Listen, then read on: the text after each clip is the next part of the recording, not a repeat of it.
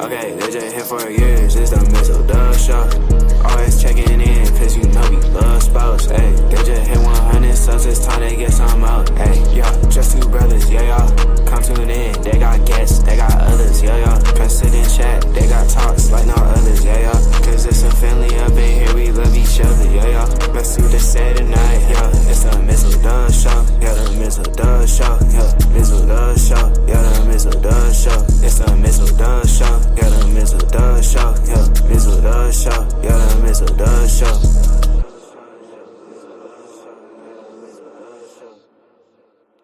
Well, hello, America. We were trying to do this earlier, but I dozed off and took a nap, and well, stuff happens. But here we are. Momentarily, we will be joined by our boxing correspondent, our good friend Kevin Perry, as we finally get to talk about a fight we've been wanting to see, which is happening next month, folks. Also, full-fledged of BS football starting tomorrow. We got a fistful of games going on to the weekend, which makes my co-host very, very, very, very, very happy. Well, yeah, somebody's hitting somebody, damn it. Not in your other team's colors, but yes, welcome to episode 347, Open Forum, the Mizzle and Dub Show. And, well, some interesting things happening in the world of sports. A blockbuster this morning, which we now found out that Disney just seems to get their hands in everything, and now apparently Triple H and Mickey Mouse will be having a Hell in a Cell match at WrestleMania 57, as ESPN and the WWE collaborating to now where PLEs, what used to be known as pay-per-views, will now be airing exclusively in the States on ESPN. And truthfully, I really don't know how to feel about this. Well, you go from $9 to $29.99 now. Yeah. Which, if that's the case, you might as well just put it back on pay-per-view. Or just become a pirate. Yeah. Or, do the Eddie Guerrero, cheat and, get your stuff. But, I mean, hey, that's just the way But I get it. I get it. They're expanding. Disney is making all the money. And Disney has money to spare. Getting Marvel under the wraps and everything else. And also, Hulu is going to be stopped exclusively, and it's going to be now all on part of Disney now too. So it won't be a Hulu app no more. Everything is going to the Disney app. So Disney is making moves. Some good, some not. But hey. Well, the best thing that I'm happy that Disney did was they let Ryan Reynolds do what he needs to do with Wade Wilson. Works for me. Which, by the way, he's still not a fan of the Christmas Deadpool movie, folks. Waste of fucking film, if you ask me. Matter of fact, I didn't even watch it. I still haven't watched it. I haven't watched it to this day. Isn't Ben Savage part of it? Fred, yes. It'll be Fred Savage. Ben is his brother, yes. But yes, yeah, one of the Savage brothers. Ben is in politics, go figure. Oh, good for him. Yeah. He's Ooh, it's time to get this thing touched up. Good Lord. Oh, yeah, it's very, very distinguished as a beard. Yeah, no, need to trim it down a little bit here. Oh, yes. But nonetheless, my fan base, it's not just the Dub Show, Mr. Corey, it's the Mizzle and Dub Show. Even though I know you're making reference to the Big Show theme song. Breathe. Don't go postal.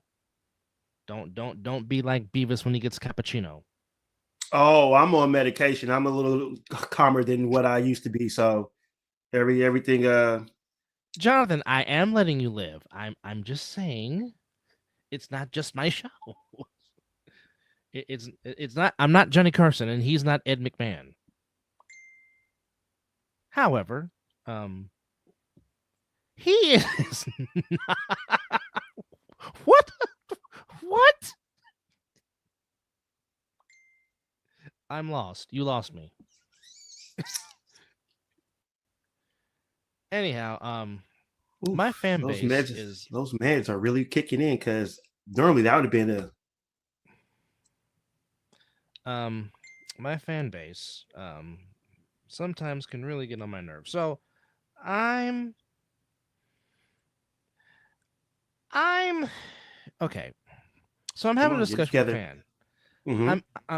Mm-hmm. I just might unleash some passion right here. Okay. Oh, baby. I know Go there's a lot for of it. people. I know there's a lot of people in my fan base that so badly want to get rid of Jonathan Moody. Okay, I Right. get it, but my question is this. Okay, if you can go out there and kick with a high ankle sprain, and if you think you can do better, go out, go to Centennial in Santa Clara, go to the Great American Practice Field, and go and kick. Okay. Apparently, he did enough to beat Greg Joseph in whatever kicking contest they had in training camp, and thus Greg Joseph got cut. And people keep talking about, well, Robbie Gold this, Robbie Gold. Robbie Gold was not offered a contract. Robbie Gold retired. He's not walking through the door. Stop your crying and get over it. Go ahead, sir. Didn't when Robbie Gold missed some kicks, they wanted his ass axed too? Fan bases are like this with every freaking kicker. I mean, heck, you was almost ready. You was almost ready to kick Seabass out the Coliseum. I see you took the word. You stole my thunder. But no. I was not yet. I was like, let's let him build. This is build with him. I seen this at Florida State. He's a good kicker. He's in the NFL now. And look. Pretty soon that bastard should be in the Hall of Fame. Yeah. I mean, he is tied for the 64-yard field goal. Yeah, he's up there in the record books. But my they point cheated his ass. It should have been 65, but they, whatever. The altitude should have given him an extra 2 yards, but that's here nor there when he made the kick in Denver. Yes. However, before the ankle sprain, he was 13 for 14 on the kicks. Then he got hurt. Yes. Obviously, he was not the same kicker. And people want to say is, Mr. Corey, because some people in our fan base need to be seriously slapped because if you don't like him, you don't like him. But they used him on a third-round draft pick, okay? So it is what it is. They're not going to cut their draft. They're not going to cut one of their own. But my point is, people want to be like, well, he lost at the Super Bowl. Idiots. You do realize if he makes that 1 point that you're crying about, the 49ers still lose 25-23. That's still a 2-point loss. But then again, like we were talking in pregame, the pre-production, it wasn't the kicker. It was Kyle Shanahan and your defense that really lost the game. Hey, but I know that. You know that. Some people in the fan base don't know that. Okay. Now, with that said. Well, this is coming from a Raider fan, so. Okay. He made all 3 of his kicks, but not to mention, again, Jake Moody was not the reason the Niners went 3 for 12 on third downs. They couldn't convert a first down to save their life. And pretty much, if you don't convert third down, you don't win a football. That's not Jake Moody's fault. Rare. It's not Jake Moody's fault. In overtime, Kyle Shanahan, like an idiot, decided, I'm not going to block number 95, Chris Jones, to where Chris Jones can have just a free shot at my quarterback, even though Juwan Jennings was going to be wide open in the corner of the end zone. But no, I didn't call an audible to make sure that number 95 was blocked to where he didn't. Why you got to call an audible to block him anyway? He should be getting double checked before on go. I'm not the head coach. But my main thing is, where's number 95 in red and white? Let me make sure that he doesn't affect the game. But hell, what do I know? Are you gonna let Max Crosby run after quarterback freely? No, hell no. Are you gonna let he just retired from the Rams? Jonathan, who says that the Chiefs don't go for it and more than likely they score on that possession? Ooh. Because I guarantee you, even if Moody makes the extra point, I guarantee you the Chiefs are going for it on 4 down. And with the way they were cooking after Greenlaw got hurt, they probably would have scored a touchdown. And we're not living on what ifs. The Super Bowl is over. You guys lost. I know that. But again, I'm just saying. Jake Moody was not the reason Mecole Hardman was wide open in the end zone. No. That's not Jake Moody's fault. No. And again, like you said, going 3 for 12 on third down, you typically don't win games. You're not doing that in the Super Bowl. No, you don't. Not to mention, is it Jake Moody's fault that Christian McCaffrey fumbled the football? Mm-mm. Jonathan, I know you were there and you saw the pain live, which I sympathize with you for that because you saw the crap live. But again, Too much red in my fucking stadium. block kicks happen. It's a part of football. Indeed. Okay, you guys wasn't giving this much crap to Mike Cofer, and Mike Cofer was way worse than Jake Moody. It's too much knowledge for him right now, bro. I know. I'm preaching to the choir. I know. But it's like, dude. I mean, I know this, but that just might be too much knowledge for some reason. Okay, faithful. Get behind the player instead of just talking ish. Why don't you encourage him? But like I said, if you can do a better job kicking a football, because kicking a football through uprights is not the easiest thing in the world to do. No. Preach, Mr. Quarry. Preach. Preach. Preach. Preach. How's it going, Michael? Welcome to the show. Don't get me started on Spencer Burford. Oh, and not to mention Kyle doing some retarded play calling after Mahomes throws you an interception. You throw an incomplete pass, then you get a false start. Don't even run the ball one time, and thus you don't even get a chance to even kick a field goal to even try and go up by 10. You can't go backwards. Especially when Patrick Mahomes gives you a blessing. You definitely can't go backwards. But again, what do I know? I know not a damn thing. And. For those fans that are slurping that quarterback's name that I'm not going to mention, and don't you dare say his name, because apparently he's having better numbers than Brock Purdy in training camp. Shut up. In shorts? Yes, in shorts. Yes, in shorts. Okay, let's see him do that with Verse and the Rams defense coming at him in a football game. Then meet me there, okay? Well, if he was that damn good, he would have stayed in New England. Hello. But again, I digress. I know nothing. I just co-host a podcast. However, multiple podcasts. Podcasts. Which, by the way, please pick up some new gear from Jaffos TV on the Jaffos Shopify page. Please don't forget about our Shopify page on the Mizzle Dub Show Shopify page, where you can get 17KD gear, which all proceeds go to him. 10 Forever gear, all proceeds go to our nephew, Declan Mason. So, please, shop. If he goes to Baltimore, that would almost be unfair to have him and Roquan Smith in the same. Good God. That would be unfair. Can you? Oh, they're definitely. But see, here's the thing, though. It still won't make a difference in the playoffs because they can have the greatest team assembled. Yes. But it seems like when they get to the playoffs, they forget that this is when it really counts. Yes. So they forget to run the football, which is. But see, now I'm agreeing with Jonathan. I'm agreeing with Jonathan because I think he's doing the Myles Garrett. I believe he's doing this trade thing, trying to get paid. And you said that on our last show. Yeah. But then again, I would not be shocked, though. Because let's think, does Jerry Jones really have the money? I mean, he already paid Dak. He paid CeeDee Lamb. Somebody has to go. Good point. That's a very good point. Somebody got to go. Maybe he doesn't just have the money to pay it. He's gonna be in purgatory if he pays him. So we don't know. Well, obviously, and for my fan base, it's not happening. It won't happen. Number one, we just paid Max. We just paid Colton Miller. Jacoby Myers is up for a contract.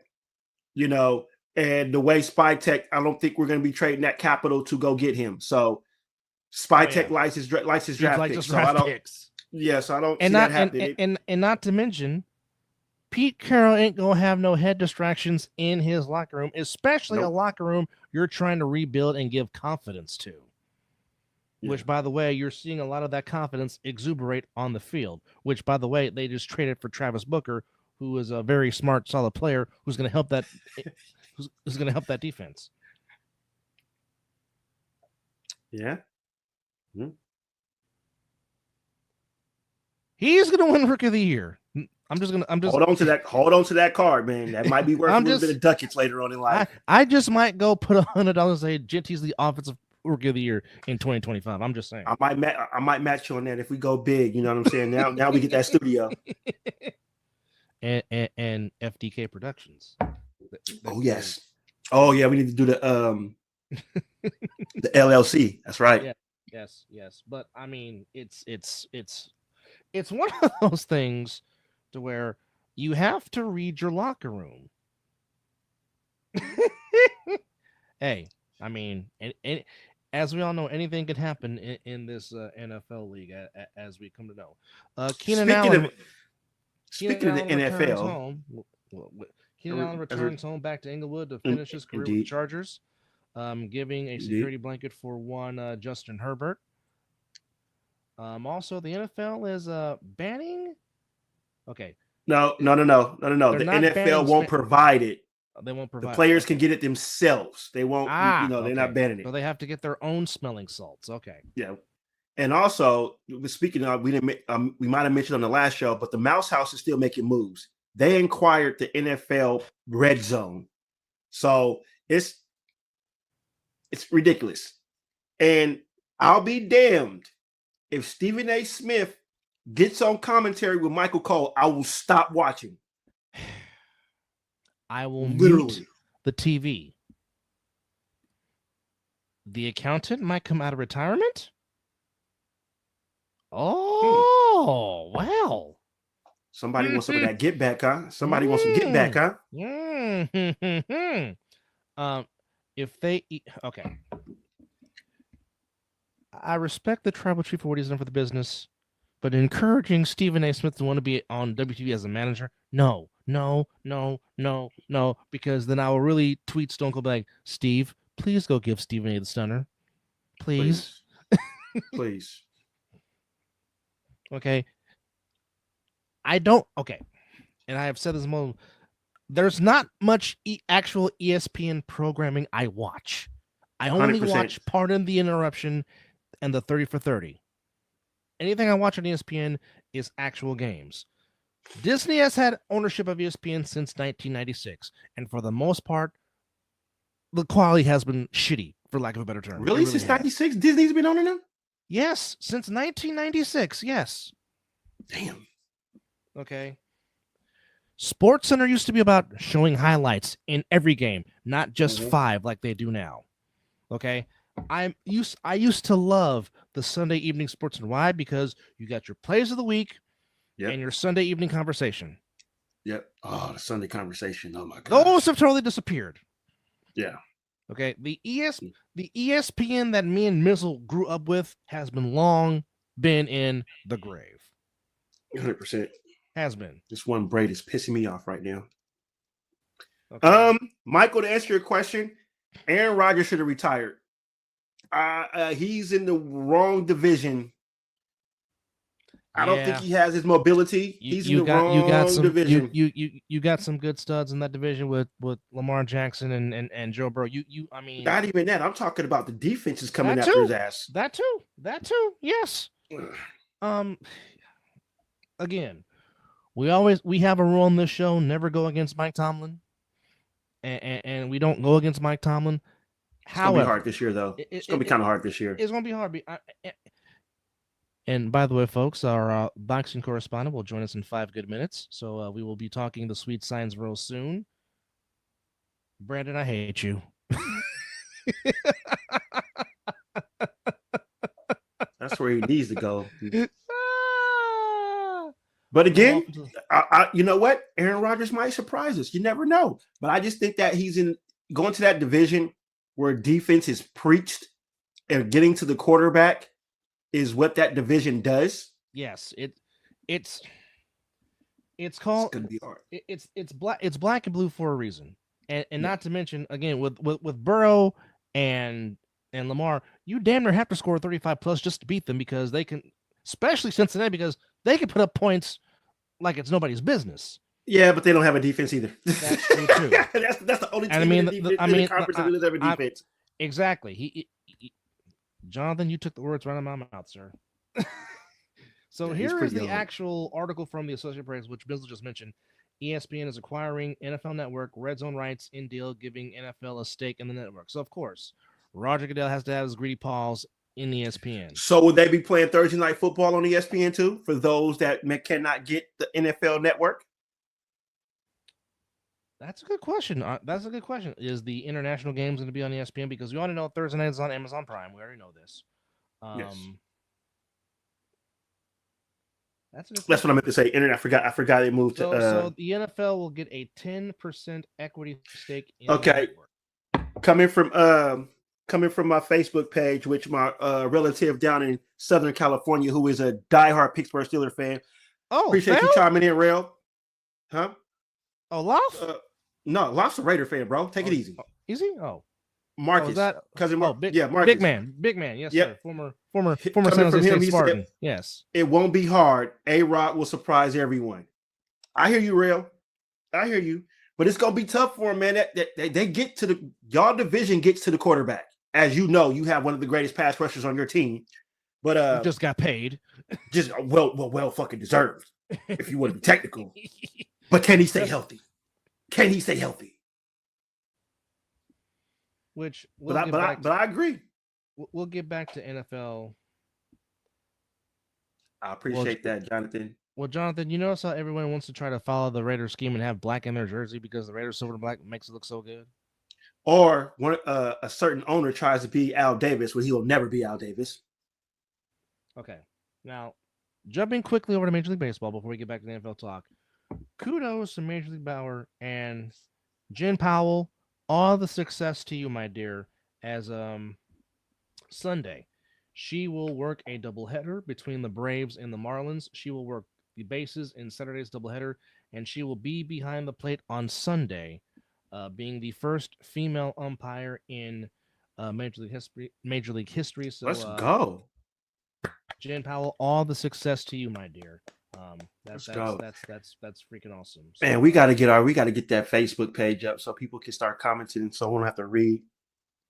Facebook need to hurry up and fix that shit for us.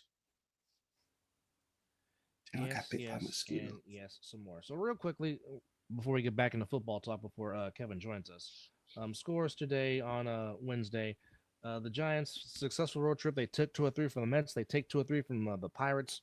Win 4-2. The A's scored all their runs the night before, only scored one and losing to the Nationals 2-1. Orioles beat the Phillies 5-1. Tigers continuing to struggle since July. The Twins beat them 9-4. Guardians beat the Mets 4-1, but it's a shame because Gavin Williams was one strike away from pitching a no-hitter, but Juan Soto says, no hit there for you. Hits a solo home run, but still get the win. Cubs continue to play good ball. They beat the Reds 6-1. Suzuki, Nico Horner, and Dansby Swanson go deep. The Yankees, although they've been struggling, they barely get by the Rangers 3-2. The Toronto Blue Jays 20-1 against the Rockies in Colorado. Oh, that makes sense. You can take flight in Colorado, the ball flies out the park quickly if you hit it right. The only innings, okay, and here's the kicker, folks. The Rockies led 1-0 after 1 and led 1-0 after 2. So the first, second, fourth, and seventh inning is the only time the Blue Jays do not score. And oh, by the way, just to add to insult, they score 8 runs in the ninth, 20 runs on 24 hits, 20-1. The Blue Jays. Did Vlad Jr. go deep in that game? I'm almost wanting to know who didn't go deep in that game. And yes, Vlad hit his 18th to center field in the 8th inning. Sounds about right. Well, I mean, that's where he won his All-Star Game MVP with that massive home run in the All-Star Game in Colorado a few years back. So he's very comfortable in that stadium. Yeah, very much so. Rays beat the Angels 5-4. The Redbirds beat those bastards in blue 5-3. Thank you, St. Louis. Marlins beat the Astros 6-4. Royals beat the Red Sox 7-3. Milwaukee beats the Braves 5-4. Mariners beat the White Sox 8-6. And the San Diego Fathers beat the Diamondbacks 3-2. So standings-wise, the Blue Jays are 4 up on the Red Sox, 6.5 on the Yankees. Tigers 6 up on the Guardians. They're lucky they play in a very not-so-good division. Astros up 2 on the Mariners. That might be the race of the day in the American League. In the National League, Phillies up 2.5 on the Mets. Brewers up 4 on the Cubs. Folks, the Milwaukee Brewers are the first team to 70 wins in Major League Baseball this year. Wow. They're doing it for Uke. Do it for Bob Uke. Wouldn't be shocked if they get to the big dance. Nope. Dodgers lead the Padres by 2 games. As the Dodgers 5-5 in their last 10 games. San Diego 8-2 in their last 10. So could the San Diego Padres finally make that leap? That remains to be seen. In the wild card, right now, if the season were to end today, well, that's like saying the Brewers being back in the National League. It's but or the Seahawks in the NFC. That too, but no one can take away the fact that the Houston Astros made history. They won pennants in both leagues. No other team in Major League Baseball history can ever say that. The Astros went to the World Series as a National League team and an American League team. Wild card rounds, or the wild cards, if the season were in today, Red Sox, Mariners, and Yankees would be your wild card teams, with the Rangers and Guardians a game and a half back behind those damn Yankees in the American League. In the National League, if the season were to end today with a wild card, it would be National League. Thank you. It would be the Cubs, Padres, and Mets. Reds 3 behind the Mets. Giants 5 behind the Mets. So the Mets have lost 4 straight. Is the Mets having another August decline and September swoon? That remains. Giants better get their heads out their asses. Well, I will say this: you get good. You get. Is George still managing the Angels and Little Big League? That's funny. That's George Knox making Angels in the Outfield and Little Big League reference, 2 very good baseball kid movies. Not knowing that was Jordan Gordon-Levitt that was playing freaking what was his name of the damn movie? I don't forget. Oh, I can't remember. But yes. But folks, we are now going to turn to the sweet science of boxing. Joining us for the first time in a long time, our very good buddy and boxing correspondent, our very good friend from the KO Nation podcast that you can catch on the Vegas Valley YouTube channel, the one, the only, my good buddy, Mr. Kevin Perry. KP, my guy, good to hear from you. How are you, sir? And thank you for joining us on this late edition. Can you guys hear me? Yes, sir. Loud and clear. Welcome back, sir.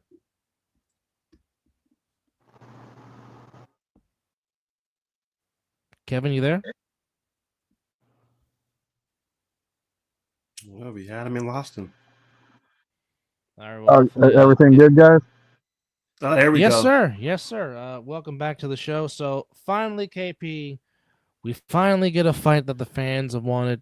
Do you have any knowledge of how this fight happened between one Canelo Alvarez and one Terrence Bud Crawford? Man. Money. So simple. The man with the money. That's what it comes down to in boxing. If you got the money to put up the fights, that definitely helps. Yeah, and obviously it also helps if the fighters are willing to fight each other. But I guess in this sense, the guy with the golden goose, I guess you would call him in boxing now.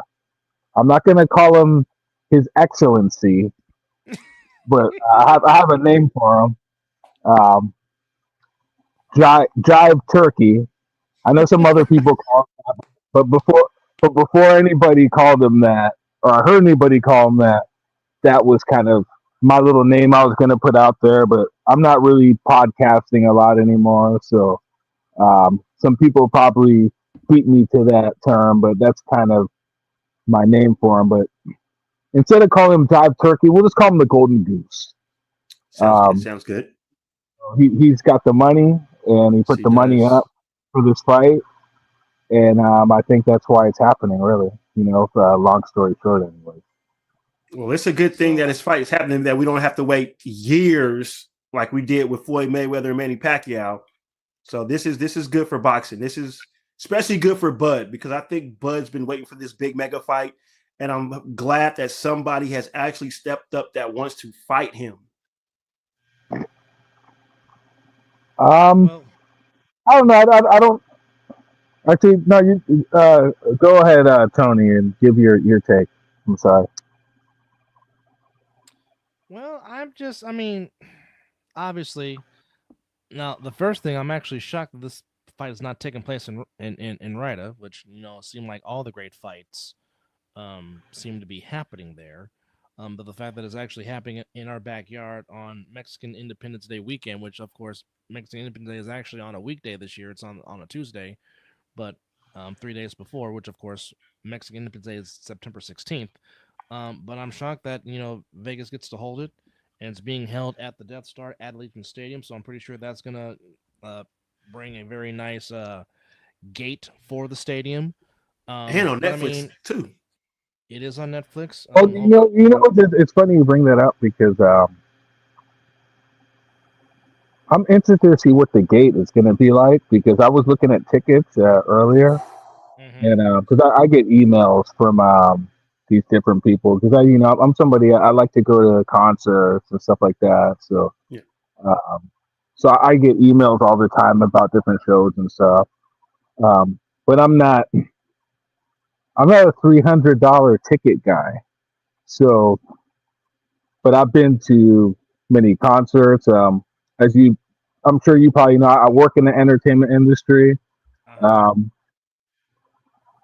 Probably most of my life. So, I mean, I've been to so many You've seen a lot of things concerts. in your lifetime. Concerts just of working. I was a journalist for like many, many years. I mean, I've covered so many rap and hip hop artists. So when you kind of get used to never paying for anything, but mind you, you're covering events, and then somebody wants you to pay $300 to sit in a nosebleed, and you got to watch something on a big huge monitor.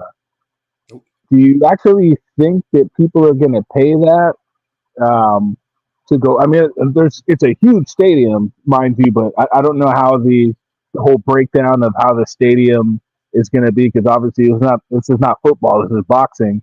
So I don't think there's going to be as many seats for this particular fight. Maybe I'm wrong, but $300 Well, seems like a lot for this is a big fight, but this is not Mayweather Pacquiao. This is not even like and this is not like a heavyweight fight either. It's not like one of those English, huge fights. Um, this is not even like, just say for example, Anthony Joshua against Tyson Fury. If they were to fight, even though that fight is way past its sell date, is a huge fight in that country. So, just from a comparison standpoint, Terrence Crawford is not a huge star. Um, Canelo Alvarez is a big star, but at the same time, they're both past their sell date in a way. So, is this are those ticket prices? Is it? I mean, is this going to be a sellout, or is this going to be like two guys selling out to make a big paycheck? I'm kind of asking a question there in a way. I kind of went in a big circle, but what do you guys think? well, I know in the case of Crawford, this is the fight he's been wanting, and he's going into this full throttle because he's trying to going in there to prove a point, because he really wants to be a GOAT per se, and a lot of people are picking Bud to win this fight. Because again, I don't want to say that Canelo has become Floyd per se of handpicking his opponents, but I mean, the fight we really want to see Floyd. I mean, the fight we really want to see Canelo fight is him and David Benavidez. But we've talked about that, and we've beaten that dead horse with a stick far too many times. And then, of course, the fact that Canelo faced Bivol, and Bivol, in a sense, humbled him and kind of hurt his pride. And then Canelo went back to pretty much hand picking his opponents. which I'm actually kind of shocked that Canelo decided to go up against Bud Crawford, even though it's Bud Crawford making, jumping up what 3 weight classes I think it is to go to super I think you're middleweight. right.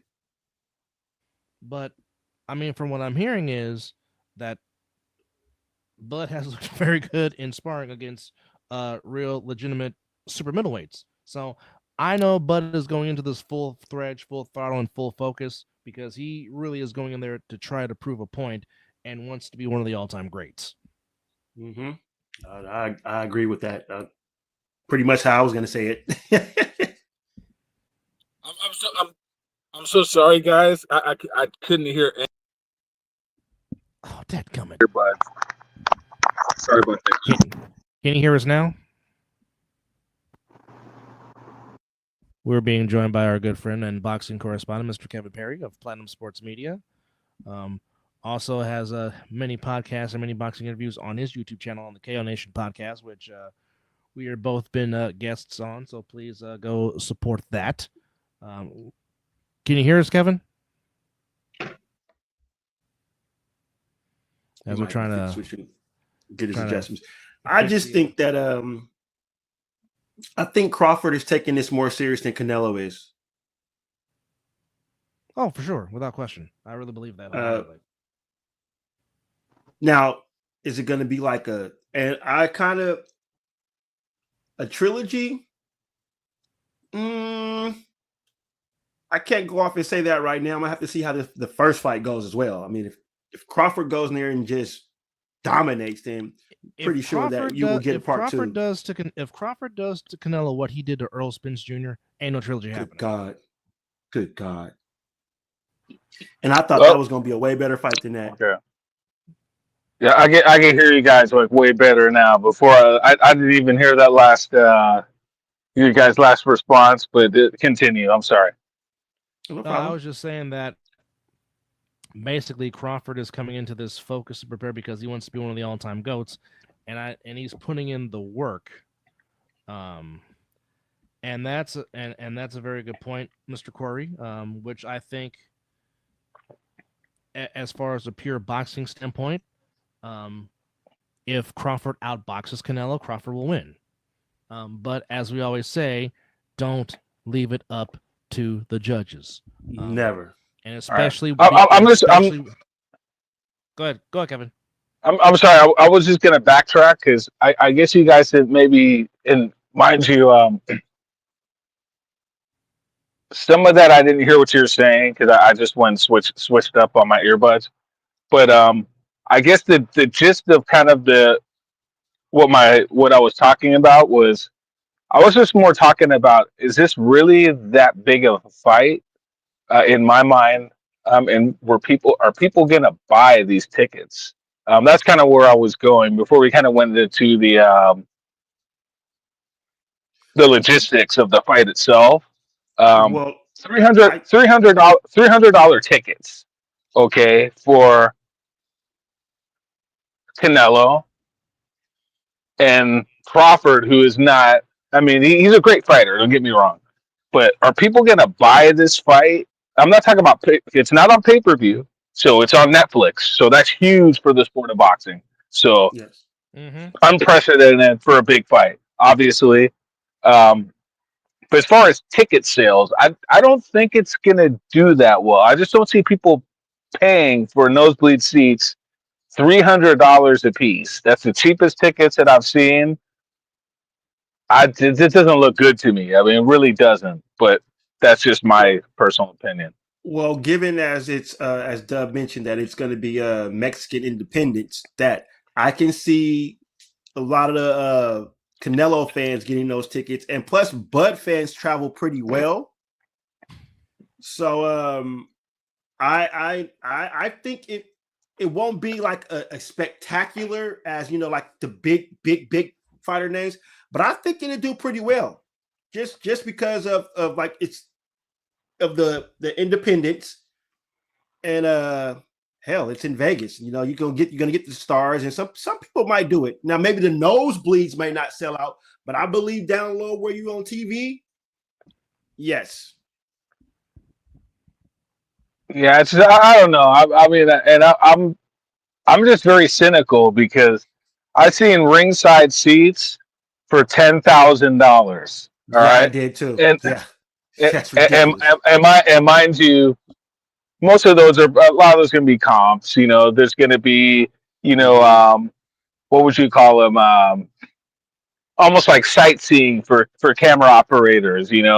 Stuff that they want to show the stars off to the people on Netflix. That are going to be watching for technically Right. for free because Netflix has I think 300 million worldwide subscribers or Yep. something like that. I will So I say mean, this: yeah. they better not. They better situate their buffering because if we get anything like we did when Tyson fought Logan Paul, um, Or Jake Paul. Jake Paul, yes. If they have buffering issues, um, I don't think that's going to be an issue. I think I that's hope been not. ironed out, and I don't think there's going to be as many viewers for this fight as that one. I mean that fight was for a completely different audience, and this is more for a sporting audience. That other one was just kind of like a spectacle. The other one was a spectacle. This is a real sporting event. These are Hmm. two real, truly great fighters, Hmm. um, but not as big as stars. As well, Canelo, you could put him in the category of both those guys, I guess you could say. But Terrence Crawford is a boxing star, but he's not like a crossover star. Canelo's the star. The matchup makes the fight a lot bigger. Um, and the fact that it's on Netflix. But the thing is we're kind of talking a little bit prematurely about it because I think about a week or two before the fight, I think it's going to get a lot of buzz just for the fact that all these people, for example, who watch who are not boxing fans or even the boxing fans, they don't really pay for pay-per-views. They stream them. They find these illegal streams. Um, that's Hmm. how most of the people. I mean, there was a fight I think last week or the week before, Manny Pacquiao against Mario Barrios. Manny Pacquiao's a It's a good huge fight. It's a good fight huge too. star, Yeah. I don't know and how he they can how. only that Okay, that let fight me ask from you what this, I heard Marcus. from. Yeah, go ahead. Did you watch the fight? Yes, I did. Did you That think was a it good was a fight. draw?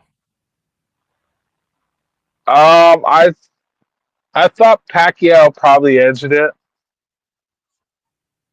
Okay, Mm. okay.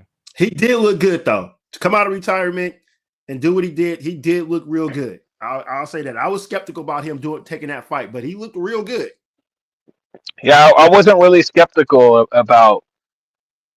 I was skeptical about him coming back, but I wasn't skeptical about him coming back against that particular opponent Okay. Okay. at all. I know a lot of people were really worried that he was going to get hurt or whatnot, but That one I wasn't Mario, concerned yeah, about. but Mario Barrios. So I'm just going to throw this out there. So the last time Mario Barrios fought, he was on the undercard of Mike Tyson and Jake Paul on Yes. Mm-hmm. Netflix. Mm-hmm. And Yes. he fought a journeyman type. Well, actually, the guy he fought, Abel Ramos, is actually a pretty good fighter, but he's a journeyman level fighter. He's a Right. serviceable fighter. He comes to Hmm. fight, but I mean, he's pretty much a straightforward Mexican fighter who had the amount of losses that he had didn't really matter. He's a fighter that he's not an elite fighter in boxing, but if you sleep on him, he give you a lot of trouble. And Mario Barrios is younger than Ramos, didn't have as much wear and tear. And to be honest with you, Ramos probably won that fight. They called it a draw.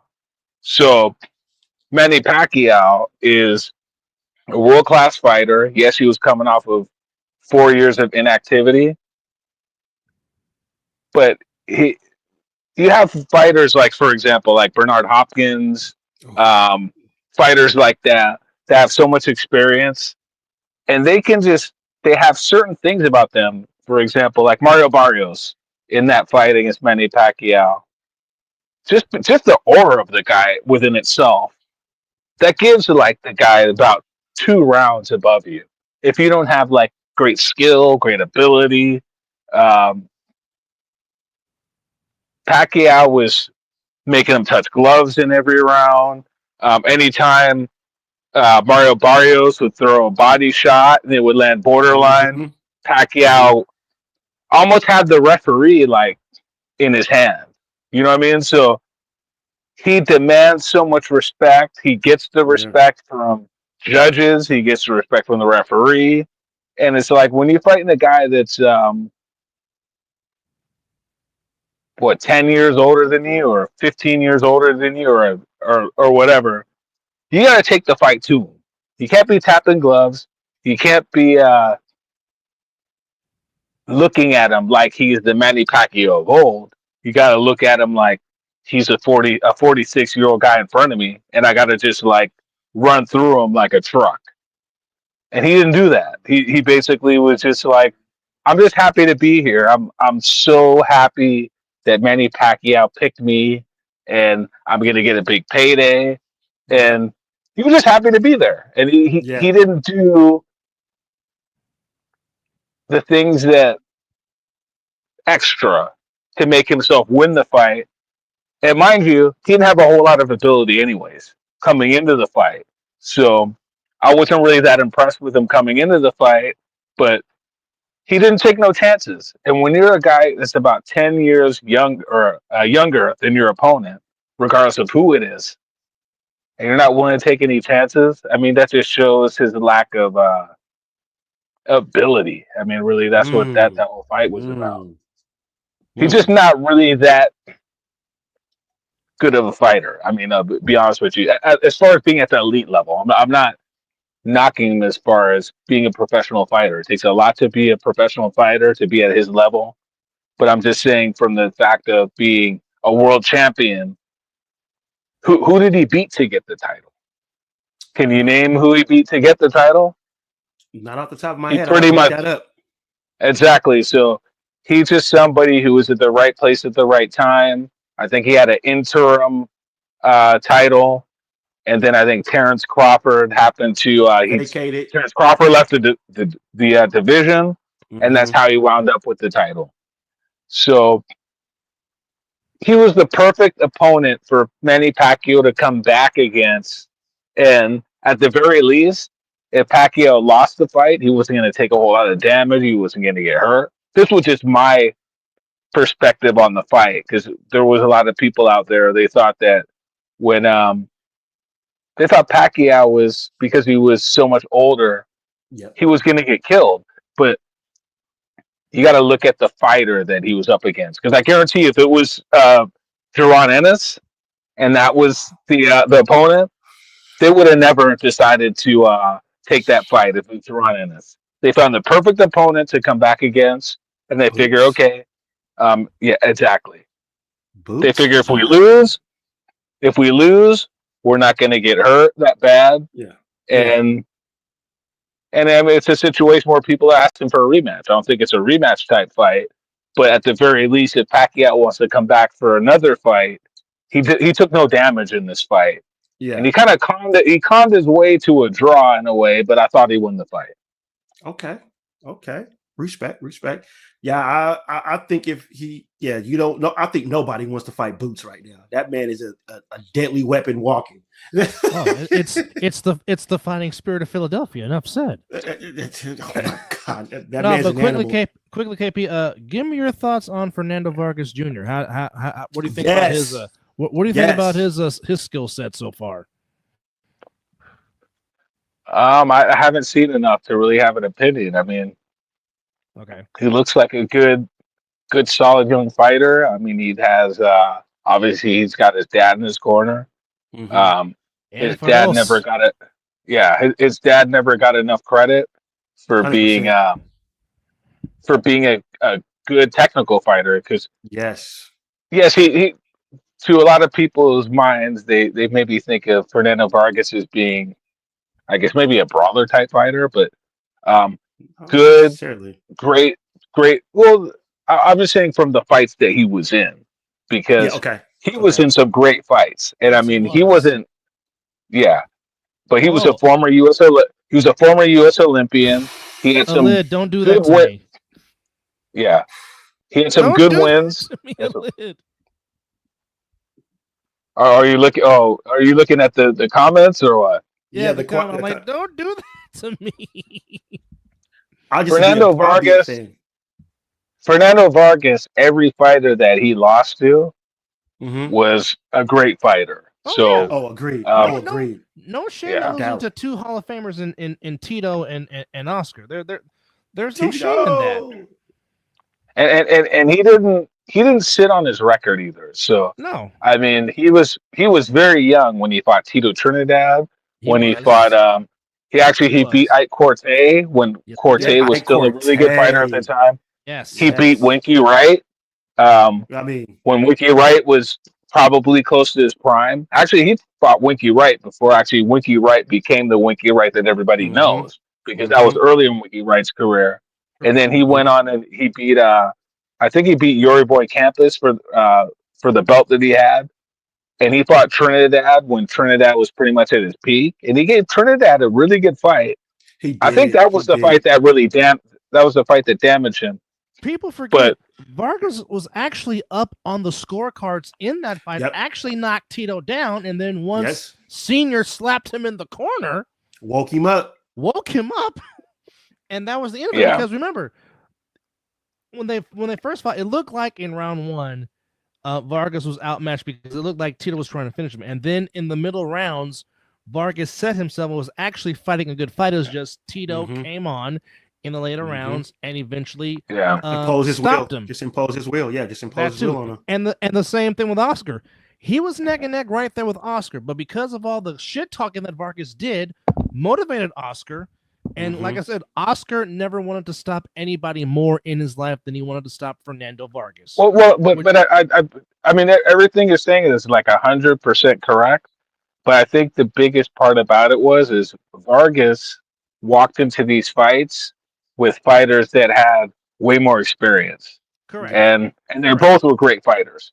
So Vargas fought all these guys with about 20 fights. Trinidad, I don't remember how many fights he had at that time, but he had probably at least 30, almost 40 fights at that He was time. established. He was And established. Yeah, sounds about right. and Oscar De La Hoya had fought a lot of great fighters before he fought Correct. Vargas. So, but to go back on that, because you were asking me about um, his son actually, in a way, is going to be benefit. And I think Vargas has even talked about this, but he's going to benefit from a lot of the mistakes on Oh, how. absolutely. I Agreed. guess you could say, I wouldn't say how Vargas's career was managed, because you know what, the whole point of being a professional fighter is to make money. And Yes. maybe some of the fighters nowadays, they wouldn't have taken those fights at the time Vargas did, but Vargas made a lot of money, and he took those fights when those fights were big fights. He didn't win the fights, but you can't take anything away from the guy because he didn't lay down. There were good fights. There are fights that we're talking about today that everybody remembers. And that within itself, I wouldn't say Vargas is like a legendary fighter in a way, but as far as like, I'm from Southern California, and I grew up in Thousand Oaks, California, which is Ventura County, and Mm-hmm. that's where the city of Oxnard is there, and that really brought. There's so many great fighters that trained out of Oxnard. Correct. Robert Garcia, who is one of the most well-known trainers in boxing, he doesn't. His gym is not out there anymore. I think they're Moreno Valley now, but he helps that whole city become like a boxing hotbed in Southern California. I mean, you got fighters from Russia, from Uzbekistan, that live in Oxnard, California now, and in Camarillo and those areas. So he is like was so important to the business of boxing that people don't even like really realize. And he was a former U.S. Olympian, so Mm. he brought a lot to the sport of boxing. And his son is basically like the next generation of that. His son's got the talent. His dad is Yes. going to probably take good parts of him and put that into his Mm-hmm. son, and also Mm-hmm. take certain things about himself that probably things that he did wrong that he can take and give his son to make his son a better fighter. So mold him into a more complete fighter instead of just, because my mentality of like certain Mexican fighters is once they start getting hit, the Mexican comes out of them and they just want to start brawling. So Mm-hmm. sometimes you got to use more intelligence. And Vargas was a very intelligent fighter, but he was also a very prideful fighter. So he was more somebody, I get hit, I want to come back, I want to fight. But sometimes you gotta take that and kind of balance it out. You can't just go in there and brawl because if you fight that way, you saw how Vargas's career went. He didn't really have that long of a career No, he because didn't. of the kind of yeah, and that wasn't for a lack of ability. He's just more his emotions. I think got the best of him in some of these fights. Yeah. Yeah. But just to go back, I think his son's got a lot of potential. You just need to see more of him, and I don't think you need to rush him into anything. He's still pretty young. I don't know how old he is, but um, he lives in Las Vegas. He seems like he's got the right people around him, Mm-hmm. and just take their time and don't push him into any big fights. The next like couple years, just make sure that he gets the right opponents, and maybe 2-3 years down the road, like maybe he'll be at the world championship level. Nice. I agree. Definitely agree. Man, that is some good stuff. Definitely. Definitely. Some good stuff we have been needing for a long, Well, long I, time. I got a question for you, KP, and then we'll see where we go after this. We were just talking about it. So, who wins, Cinnamon or Bud Crawford? Um, I'm probably leaning towards Crawford right now. Oof. Mm-hmm. Yeah, I think, but I mean, it's difficult. It's a difficult fight to call just because I guess I talked to my brother about this a little bit, but just my mindset is I think Crawford is so much. I wouldn't say he's so much faster than Canelo, but just the way he fights. I mean, he's not just going to be right there for Canelo to like hit him all the time. Mm-hmm. And Mm-hmm. I think Canelo does good with fighters who are kind of like just in his range all the time, and guys that don't move well, guys that don't move at angles. Um, and you've seen Canelo in there with some pretty big guys. He's done really well against them. But what you notice about the big guys that he fought, they didn't really have good boxing skills. They were 100%. right there. Yep. They didn't have much of a jab. They were strong, but Canelo is very strong. So if you're a strong guy, he can use like his head movement. He moves good at his waist. Um, but if he has to track you down, he has a lot of problems. So, like you even saw in his last fight with William Skull. Um, Yes. William Skull Yes. was moving a lot. William Mm-hmm. Skull, it wasn't an appealing fight, but Canelo looked horrible against a guy that used He lateral did. movement. Skull didn't really have a whole lot of offense, but you didn't see a whole lot of offense out of Canelo either. He wasn't Facts. really. He needed somebody to cooperate with what he was doing, and not that I'm saying that Crawford would fight the same type of fight, but if you saw when Crawford fought Errol Spence is not a fighter that moves a lot. Yes. He'll stay in the pocket, and you saw how Crawford fought him. Crawford didn't just stand right in front of him, but Mm-hmm. he didn't move a lot either.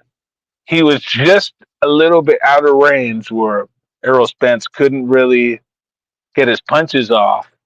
And it's funny, I was telling my brother this the other day, because my brother's a big boxing fan. And Love it. the fight against when Crawford fought Kell Brook. And I think after the fight when he fought Kell Brook, and I remember the first couple of rounds, Crawford had some problems with Kell Brook, but Kell Brook had a good jab, good boxing skills. Mm-hmm. Crawford maybe lost maybe 2 of the first 3 rounds, but Crawford is he'll take a few punches to kind of see what you got, what kind of punches you like to throw. Yeah. He'll take some steam off of the punches. Even with Madrimov, the fight was like that also.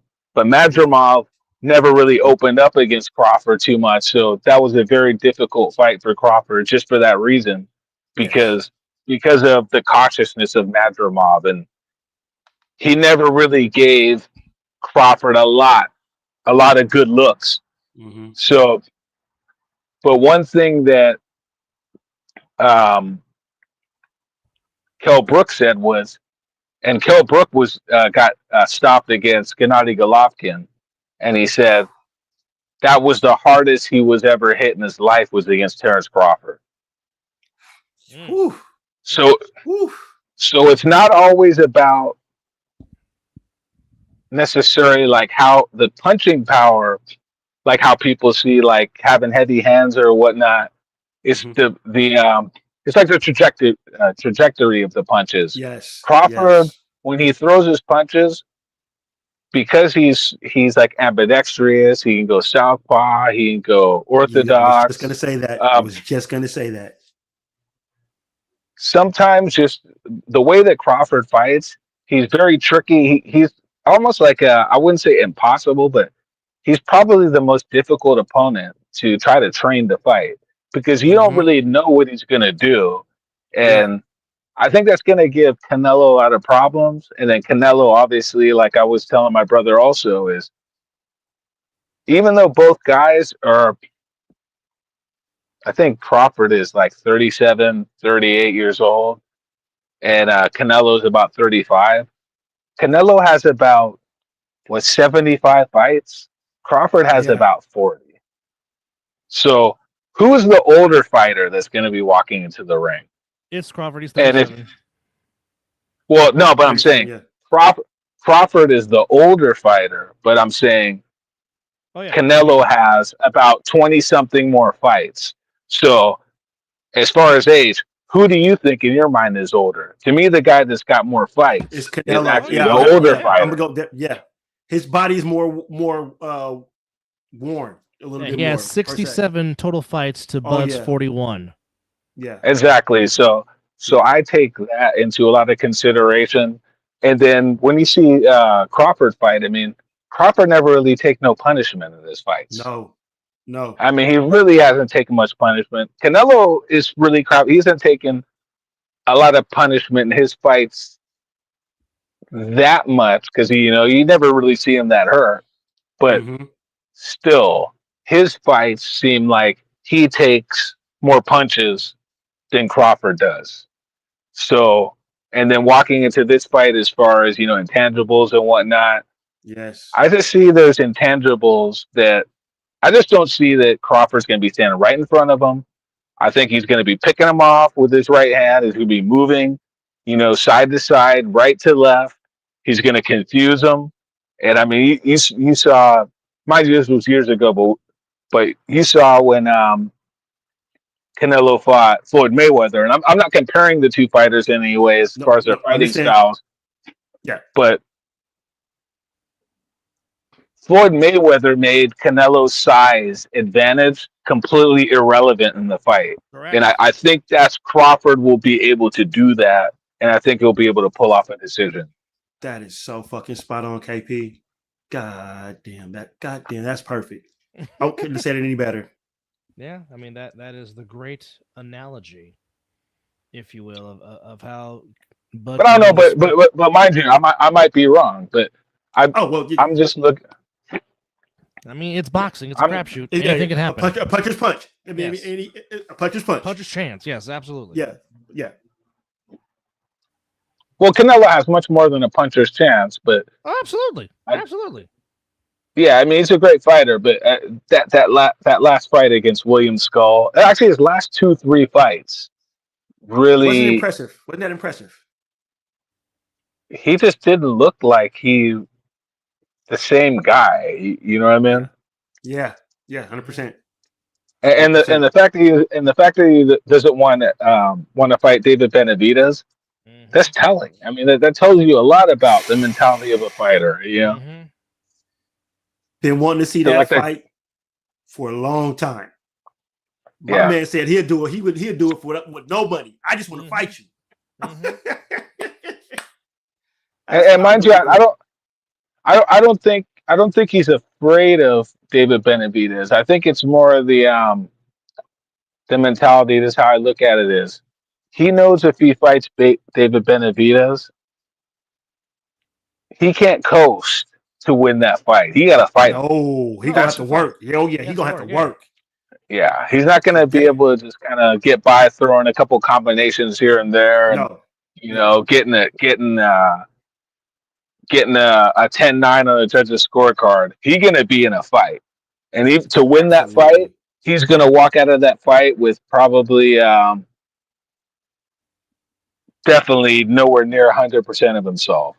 That's the reason why he didn't want to fight David Benavidez, because he knows he's going to have to expend too much of himself to try to win. And I don't think that's where he's at in his career right now. So in his mind, he's like, okay, I don't think he wants to fight Terrence Crawford, but he figures if I lose, obviously that, but I guess in his mind is he feels if he loses to Terrence Crawford, he's not going to take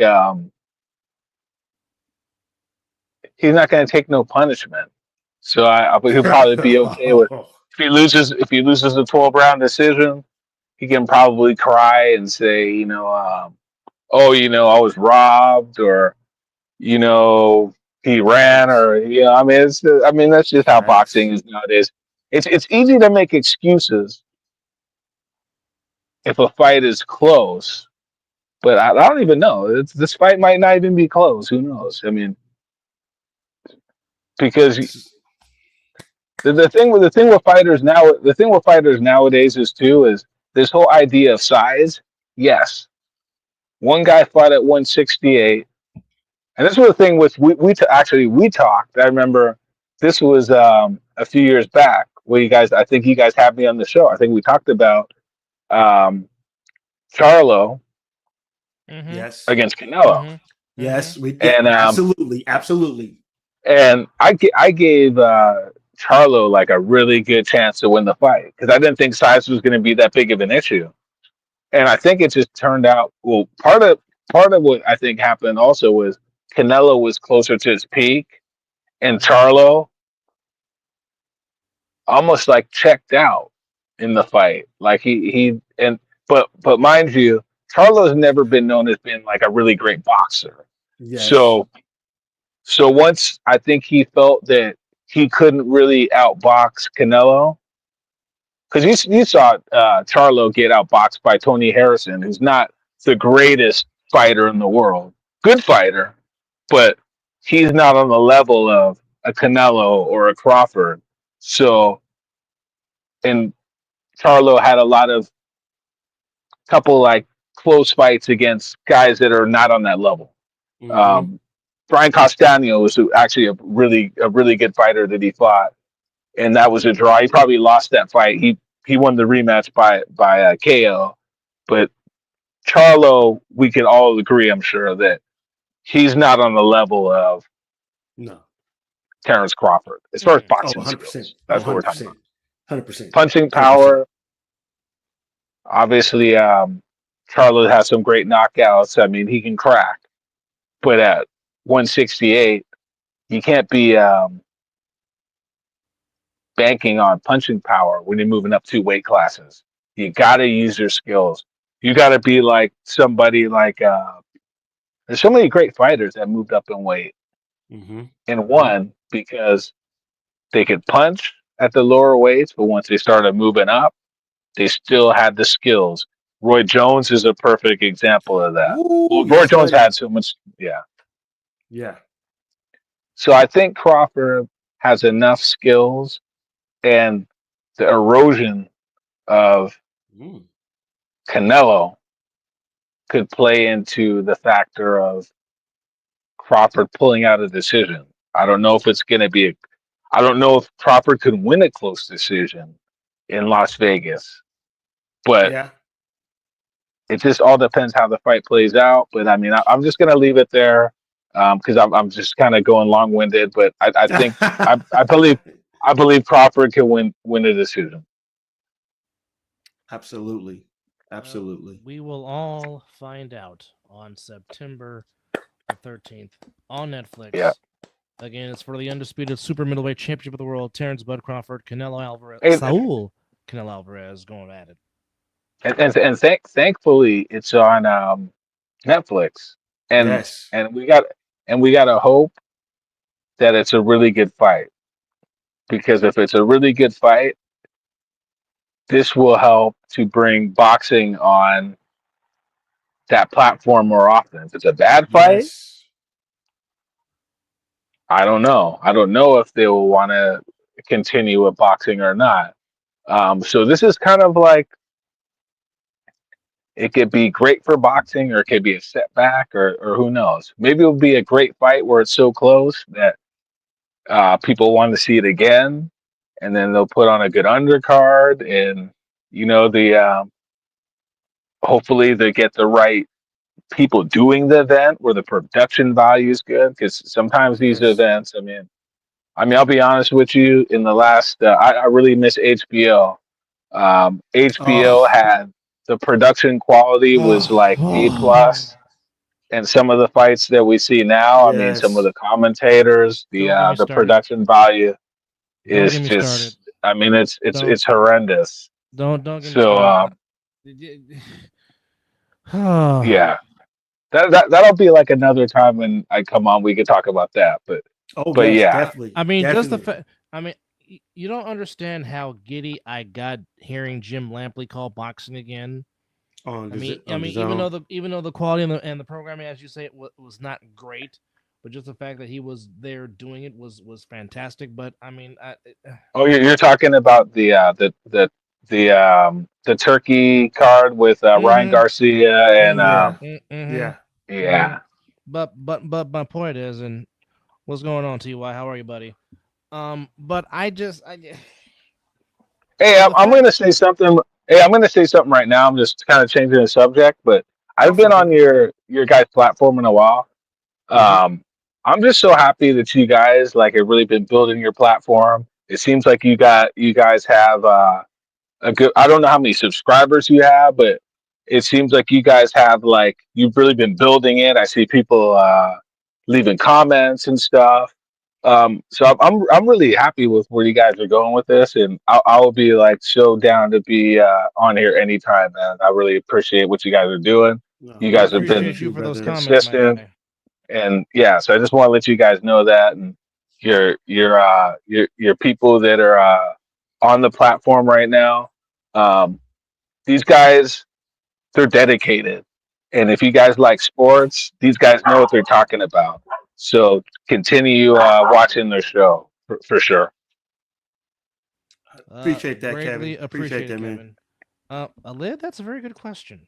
Uh, Alid asks I'm on my Ms. phone, so Dub I and wish I could even Kevin. see the questions, but Well, Alid is asking Ms. Dub and Kevin, which professional boxer would be reflections of yourselves as individuals? Pernell Whitaker. Ooh, that's wow, Sweet Pea. that's good. is that's based on what, demeanor or what? Bless you, living room. He just said as an individual. I mean, As an individual. Well, for me, if we're talking about individual, I not to sound like a homer, but I would say Andre Ward just based off his integrity. I like that. Oh, I from like that. like from being like a Christian or what? No, just him as just being A human being and as I saw at the time. It costs you 0 cents to be a decent human being. Yeah. And I mean, I fall short and make my mistakes like anybody else, but I always strive to Yeah. be the best decent human being as I possibly can be. But I mean I mean that's who I would, as an individual, that's what I guess would be a close comparison. Yeah. I mean, obviously no one can compare it to what Muhammad Ali did for humanity Oh no. and all that stuff. Yeah. Ty Well, says, I if mean, anybody tried to compare themselves to him, that'd be like a little bit arrogant, I guess you could say. Because I mean, he's in a whole nother category by he's himself. Oh yeah. He's in a class Yeah. by himself. he's an 100%. emeritus for Yeah. sure. Yeah. Ty He's in a says De Yeah. La class by Hoya, himself. interesting pick. Ty. To answer the guy's question about myself, I would probably.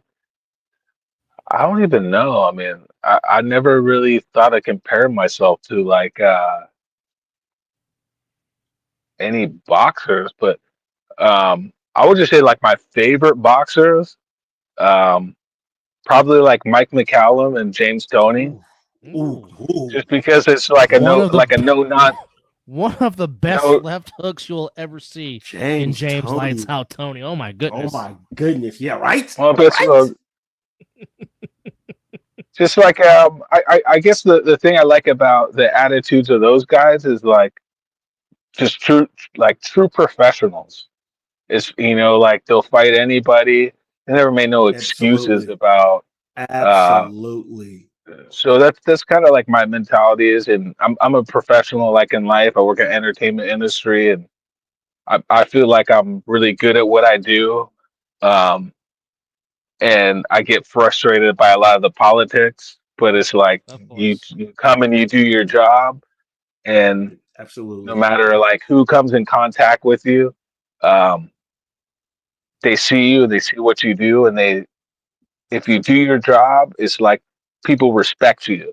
It doesn't necessarily mean like you're like a Floyd Mayweather where you're like the richest fighter ever, but Mm-hmm. those Mm-hmm. guys to me, no matter what, people they gotta respect them. So that's kind of how I would view myself as a boxer, somebody that I would get respect from anybody that I'm around for just doing my work and my job. I guess you could say. Does that make sense? Oh, totally makes sense. Ton. Absolutely. You muted yourself, brother. Oh, you must be doing something. Okay.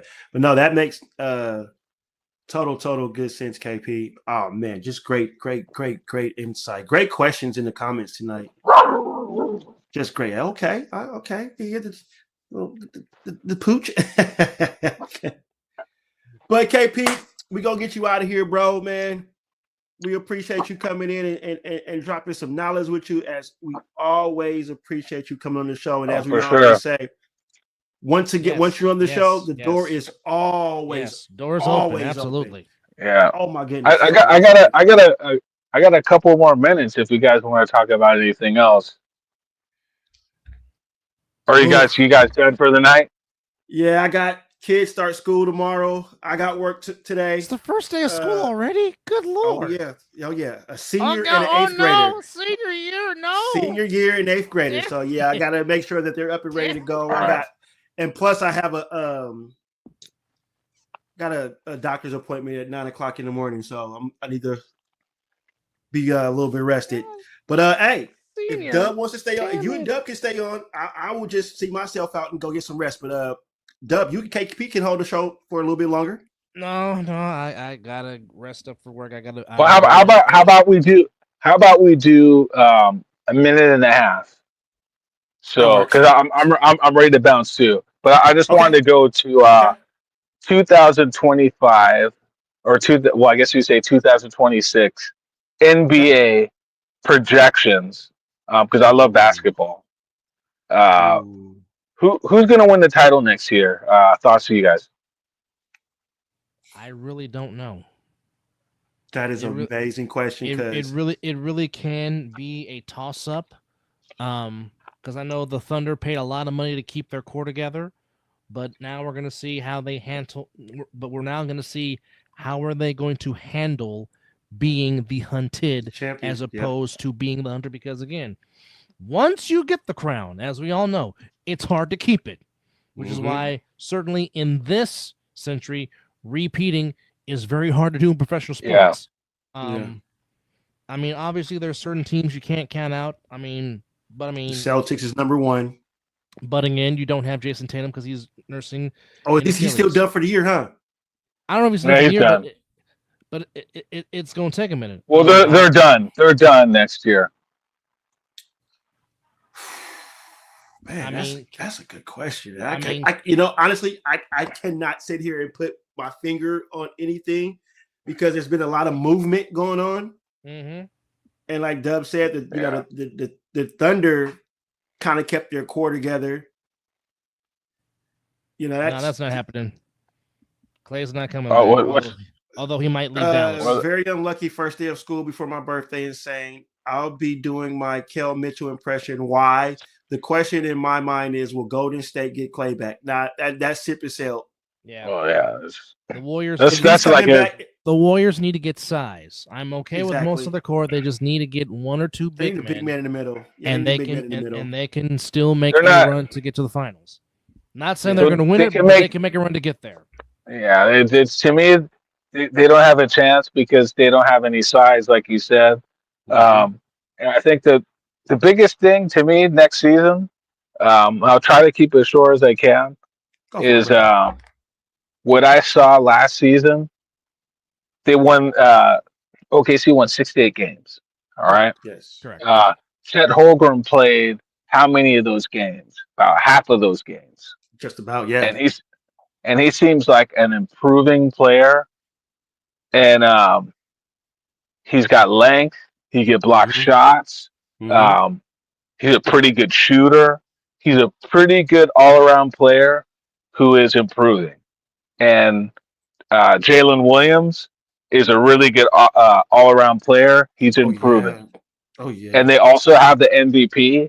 So unless some of these other teams figure out, and I haven't seen in the offseason any of these other teams, anything they've been doing that's really improved them at all.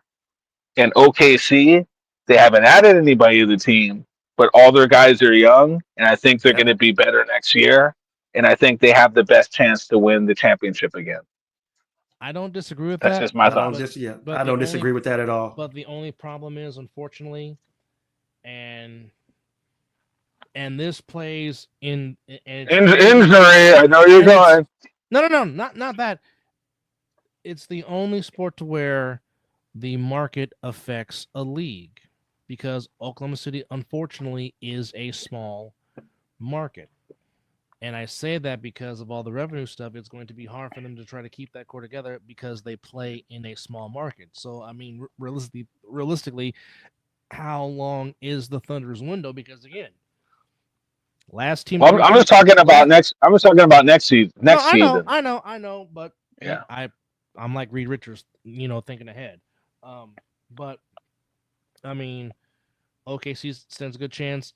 Can Houston take that leap from what they did this past season? Can they continue with that? Can they make that consistent? Can the T-Wolves take that next step, being that close to the conference finals? Of course, even though it's his hobby, you still can't count out the Joker. But more importantly, it depends on the health of Jamal Murray.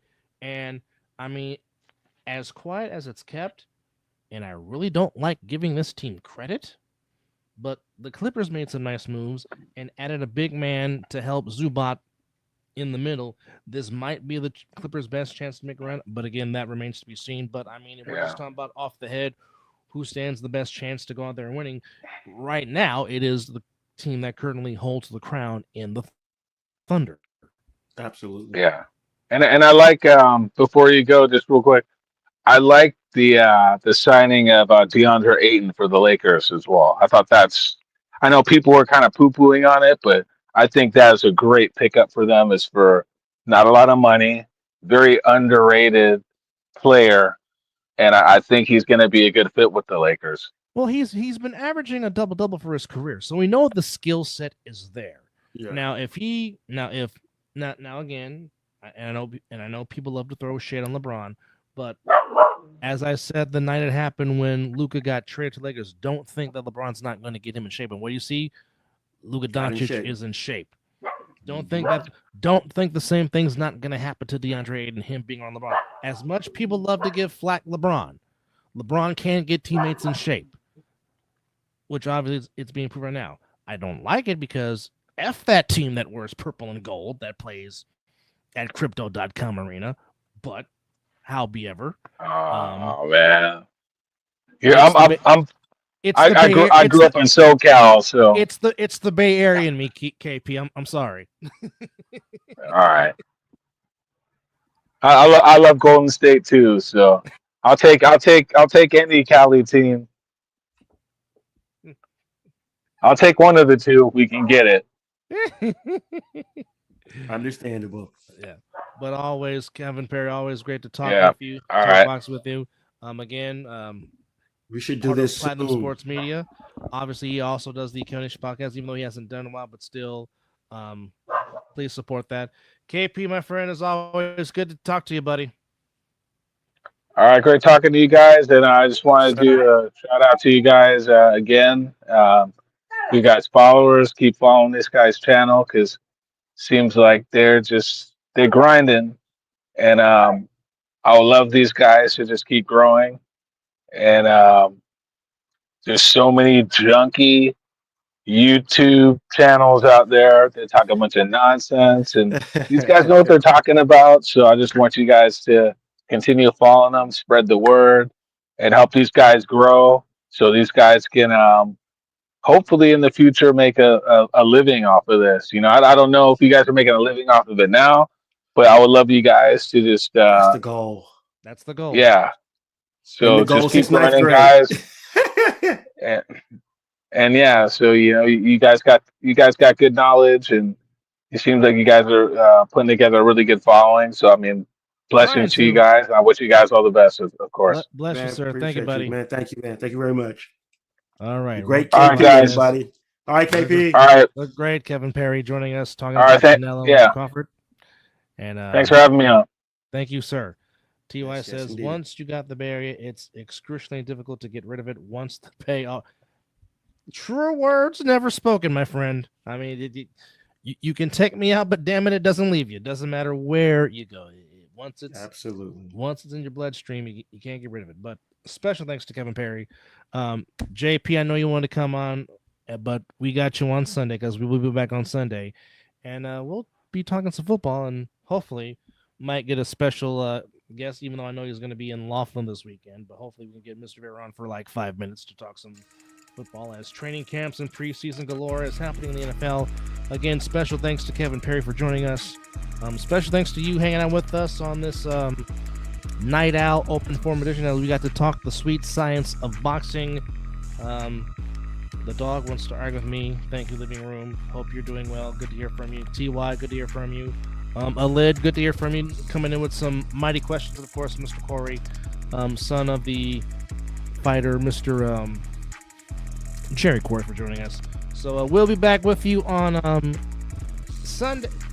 He really is one of the reasons, and I've told this for a minute before, Kevin Perry is the reason why I work for the Ace NFL, is because he was a cameraman for the A7 during one of its fall brawl years, and that's how I got to meet one Derek Duncan, hence why I've been associated with the A7 since 2023. So if it wasn't for Kevin Perry, I never would have had the opportunity to do the Ace NFL. So I just want to, put that out there again. But as the super dope beat maker, Texas, God, he's a C. Good Lord.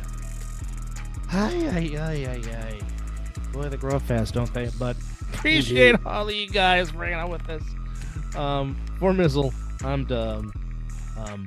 4 letters, 1 word. And you've been watching the Mizzle and Dub Show. See you on Sunday. Oh, yes, indeed.